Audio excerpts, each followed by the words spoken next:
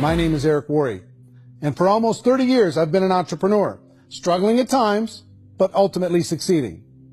As a best-selling author, speaker, and business owner, I've spent my entire career helping millions of people around the world to become entrepreneurs. And I believe strongly that there is, in fact, a better way when it comes to how we make a living. The career landscape has changed dramatically, and many are still working in a model that is completely out of date. What worked for previous generations isn't working as well for people today. In this film, we're going to explore 3 important questions. First, what's really going on in our working world today?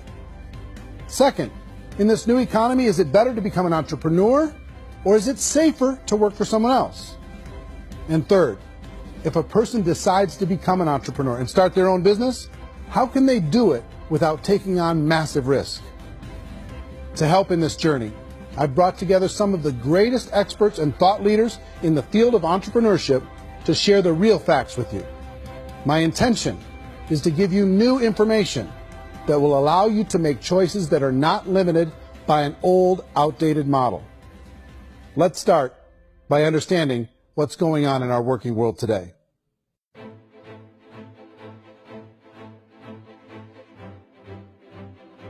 Let's look at unemployment. 30–40% of the people are honestly not working, but would be working. What our government does is if you haven't found a job in 6 months, we don't call you unemployed. We pretend you dropped out of the labor force. I've often said that unemployment, particularly structural unemployment, that's unemployment due to technological changes, is the first sign of economic growth. Think of it, 10 people live on an island. They go out every day and fish. One day, new technology shows up. A missionary brings them a net. Now, using the net, one pilots the boat, one throws the net. 2 fishermen can do all the work 10 used to. That's a 500% increase in productivity, 2 doing the work of 10, in one day. You don't have to learn a lot to learn how to throw a net instead of throw a fishing line. The island's got a big problem, 80% unemployment. But the island still has all the wealth of the fish because the 2 people produce as much fish as 10 did.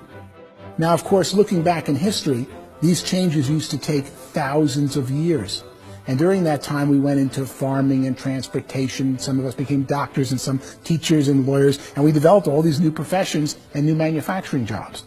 Today, these changes are occurring literally in one day when a new technological advance occurs, and we don't have the social structures to deal with it or to retrain the unemployed people. So one of the things that I think is interesting as I travel across the country and really travel around the world is the way that we work and the way we get paid for work is changing pretty dramatically. On a global basis, everything is being turned upside down because of the rapidly advancing technologies. They are eliminating many jobs, and we have been left with many people not prepared for the jobs that exist. A lot of demand in public companies was to squeeze out all the fat and to get just as much margin as we possibly could, and fat equals humans. So this idea of job security in information age is so obsolete, but it's still taught inside our school system, and that's where the problem starts. There's no financial education in the school system, and people are still trained to be employees to work for that paycheck. This is a chart on the middle class. What's happening in the middle class, those who went to school, their incomes have been coming down for years. I feel sorry for the person who dreads going to work, who is sick to their stomach on Monday morning, who hates their alarm clock, who gets a little glimmer of hope on a Wednesday because it's hump day and says, thank God it's Friday. And they live for those 2 days a week where they get to be themselves and they don't have to be around people they don't like, and they don't have to play the political game in the office, and they don't have to live this half life. The person that works 50 weeks a year just to be able to have the 2 weeks for vacation. And you know what happens to most of them nowadays? They don't have a vacation. They have a staycation. They have time off of work, but they don't get to go where they want to go. I feel sorry for that group of people because there's a better way. They just don't know it. The basis for their life is worry. I'm worried you know, maybe I'll get fired. I'm worried maybe my company will go out of business. I'm worried I can't keep spinning the plates on paying the bills. I'm worried about how do I send my kids to college. I'm worried, what if the transmission of my car breaks? That's, you know, 2 or 3, I can't fix it. People live in a sea of worry, and it eats at them. It's time to look in the mirror and say, it's not the economy, it's my economy. It's my little world of where I am. I need to improve. I'm not going to wait for the economy to come back, because frankly, the economy is doing great in this country. The average household income in the United States is approximately $50,000 a year, what they call the middle class. To reach the top 25% of income earners, you need to earn at least $90,000 a year. To reach the top 10% would be a household income of $140,000, the top 5%, $190,000, and to be in the top 1%, you'd need a combined household income of at least $380,000 a year. So here's the question. What do you think would give you the best chance to move up and get to the top 10%, the top 5%, the top 1% or beyond? In my opinion, and in the opinion of many, many experts, the answer is to become an entrepreneur, to become your own boss. The spirit of the entrepreneur is to be a risk taker and to be resourceful and unstoppable and to have a vision of yourself beyond where you are and not willing to settle for life as it is. Think about the great entrepreneurs. They're visionary. They have heart. They're willing to do today what others won't so they can do tomorrow what others can't. Personally, I don't think of the new economy, the old economy. I create my own economy. The entrepreneur's in control. I decide what the economy is going to be like. In the world of entrepreneurship, there are no limits. You can make as much as you want, depending on how much you want to work and how smart you are and how great a team you put together. There's no more lifetime rewarding business than being an entrepreneur. Why in America, where anyone could be anything, would people want to give up their freedom and become effectively a modern-day slave, told shut up and be here every morning at 7:30, leave at 5:30, and do what I tell you? And most people say, I'd love to be my own boss. 70% of Americans would love to be their own boss, according to recent polls. But they don't know how to get there. Because what are you going to do? One, you could buy an existing business, and somebody's selling an existing business. You have to ask why. Usually because it's probably hard. It's probably not making as much money as they hope. Two, they could buy a franchise.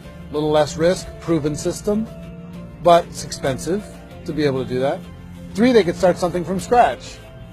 And that's where a lot of people feel like, I don't have the chops to do it. I don't have the money. I don't have the product idea. I don't have the expertise. I don't have whatever it's going to take to be able to get there. And I can't risk my family to do it.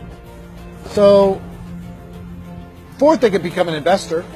A lot of people in this town invest to try and figure out a way, but you got to be pretty smart with that game too, right? People that start their own business, they spend a lot of money, they spend a lot of time, a lot of effort to get things started. And the more you invest on the upfront, the harder you typically work at it.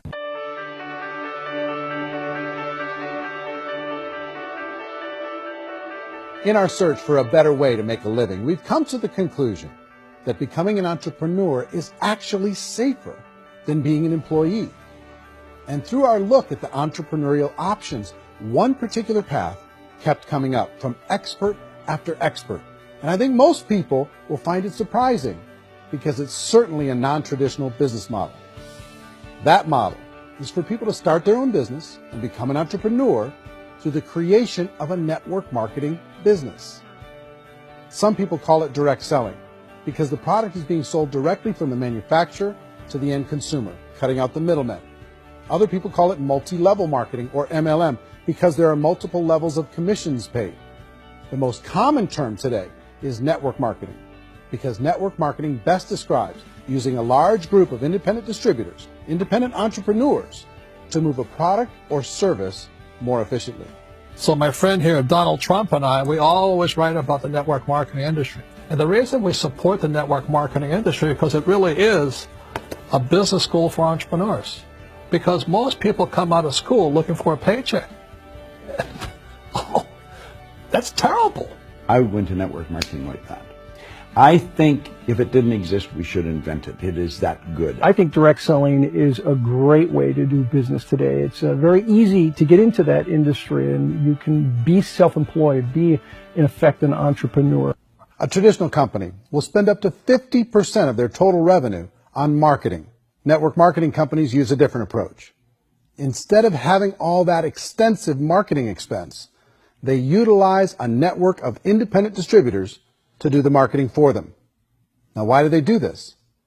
First, because word-of-mouth advertising is so much more effective today than traditional media advertising. Second, some products need to be explained or demonstrated, and an independent salesperson can do that more effectively than an ad campaign. Third, it's completely efficient. The company only pays for the marketing of their product if a sale happens and not before. Imagine if Amazon allowed you to become an independent distributor and paid out 40% of its revenue to that distributor group.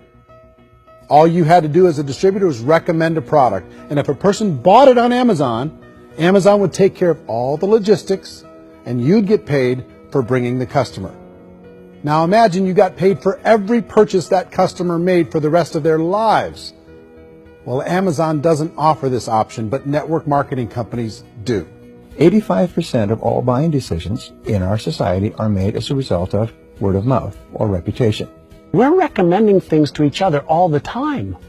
You know, who's your dentist? Who's your doctor? Who's your lawyer? What detergent, are you using? What legal system are you using? What product are you using? We're talking to each other about the things that we love anyway. When you go into a big box retailer, you're lucky if the clerk looks you in the eye, much less gives you any detailed or accurate information about what you're purchasing. So of course, this personal information, this education coming from a friend, a neighbor, a relative, or even a stranger, but one who has experience with the product is extraordinarily valuable. As a matter of fact, network marketing can educate consumers probably better than any other form of marketing. It certainly can do better than advertising, because advertising usually has a certain hype to it, and you can only get limited information. So, network marketing trumps advertising. The keys to network marketing is providing an opportunity for the masses to get involved, providing an opportunity for the average person who doesn't have the resources to start their own business. All of this so far is fairly straightforward, but network marketing offers another benefit, and it's this benefit that makes it so interesting for entrepreneurs. Network marketing allows a distributor to build their own network of other distributors and then compensates them on the sales created by that entire group. Direct selling is, at its base, very simple. It's the sale of a product or service to an individual on a face-to-face, one-on-one basis, just the way we're talking right now. But there's an important element as well, and that's the offering in conjunction with that sale of product, the offering of an opportunity for someone to make something of themselves.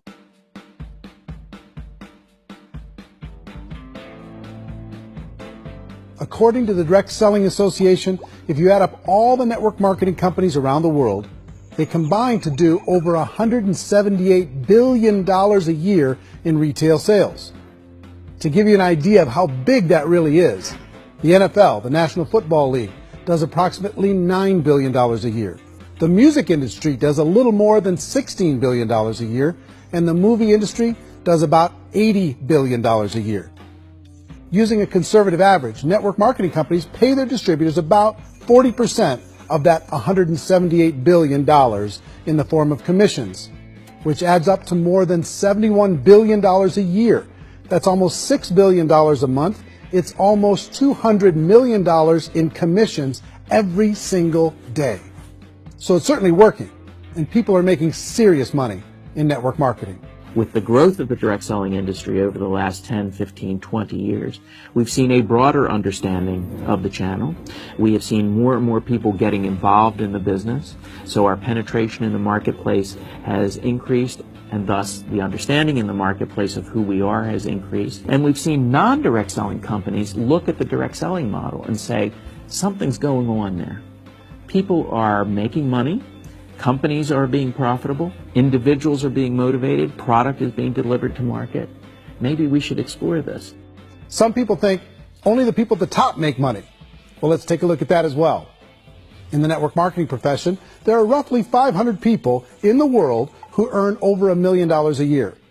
If you round that number up to $2 million a year, that adds up to about $1 billion a year. That takes the $71 billion paid out each year down to $70 billion. So where does the rest of the money go? The vast majority goes to part-time people making anywhere from a few $100s a month to many thousands of dollars a month. It goes to people who choose to make it a full-time career move and earning even more than that. Every day, people are using the money they earn through network marketing to pay off debt, have more fun, and improve the quality of their lives. Everyone I know in network marketing has been doing that since the 50s. They go to work when they want to go to work.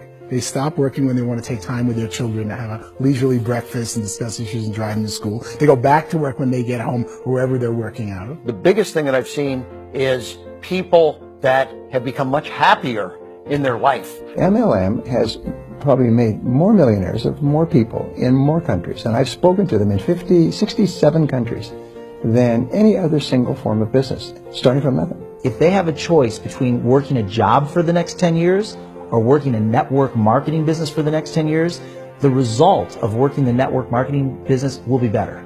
How many people are involved? Approximately 16 million Americans and 96 million people around the world are currently participating in network marketing. And in a recent poll, 82% of those people report a good, very good, or excellent experience with network marketing. So people are happy.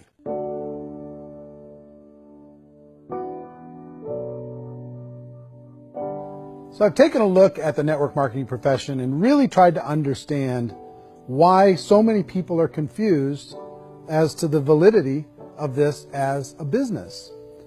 One is this pyramid shape. People get really messed up with this pyramid. Oh, it's one of those pyramid things. So I just think there are a lot of haters out there who really don't understand the industry and say, oh, it's a get-rich-quick scheme. It's a pyramid. Well, corporate America is a pyramid scheme. You know what I mean? It goes like this. You have thousands of MBAs, let's say working for Ford or General Motors or Coca-Cola. If all these MBAs are all trying to get to here, that's a pyramid. Only one guy's going to make it. Every 10 years, one's going to make it. Whereas you look at network marketing, it's like this. So you're here, and your job is to develop other CEOs coming up behind you. So it's an inverse pyramid. It doesn't matter what shape the company is or the compensation plan is shaped, whether it's a circle or a pyramid or a triangle or a trapezoid, it doesn't matter. If compensation is coming primarily from recruitment, then you've got a problem. On the other hand, if an operation is basing their compensation to participants on the basis of sales, even when those sales are generated by people you've recruited, well, then you're a perfectly legitimate enterprise. That's the legal test. It's the practical test. People start talking about 99% of people in network marketing don't make any money. Well, we've talked about that over the course of this journey together. Almost $200 million a day is being paid out to network marketing distributors around the world. The naysayers, the people who say that it doesn't work, are usually the ones who just don't know how to make it work for themselves. And so they're giving you an opinion, and I tell people, don't confuse people's opinions with expertise, because opinions are free. And don't confuse sincerity with the truth, because people can be sincerely wrong. But here's the reality inside of network marketing. The vast majority of people that get involved in network marketing just become customers, and they get involved to be able to purchase product at a lower price. If you take Costco as an example, if a person goes into Costco and gets a membership to Costco so they can get a lower price on the product, we don't call that person a loser because they have a bunch of product that they walked out with a smile on their face. Yet when some people want to take a look at network marketing, they say, well, those people, they're just using the product and they aren't earning an income, so they must be a loser. They're not a loser. They're a happy customer. That's the vast majority of people that are involved in network marketing. Now, a smaller percentage of those people decide to go build a business. They earn $300 a month, $500 a month, $1,000, $2,000. That's the bulk of earnings in network marketing. And then there's the few that really decide to take it serious, really decide to build a large network, really work to make that network very, very productive. And those people make huge amounts of money, and there's no cap.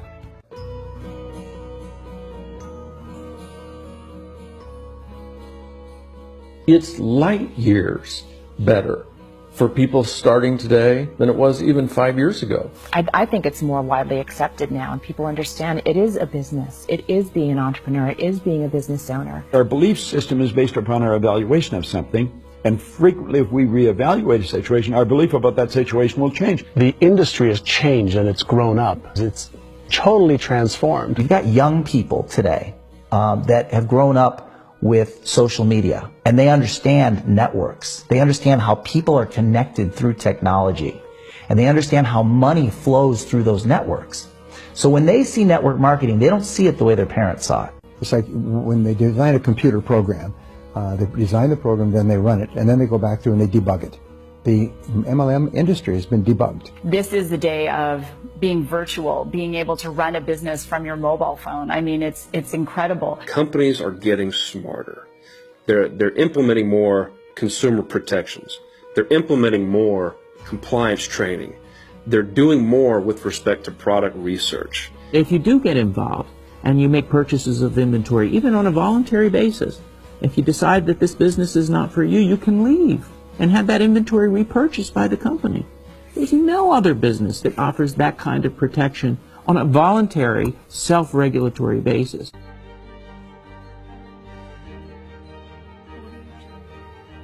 Life's too short to spend it living someone else's dream instead of your own. It's too short to spend it living at a fraction of your potential. Can being an entrepreneur be a challenge at times? Sure. But here's what you get in exchange. It can be yours. Something that you built, something that you created, something that you made happen. This balloon represents your dreams. It represents entrepreneurship. My wish for all of you is that you would reach out and grab it. The choice is up to you.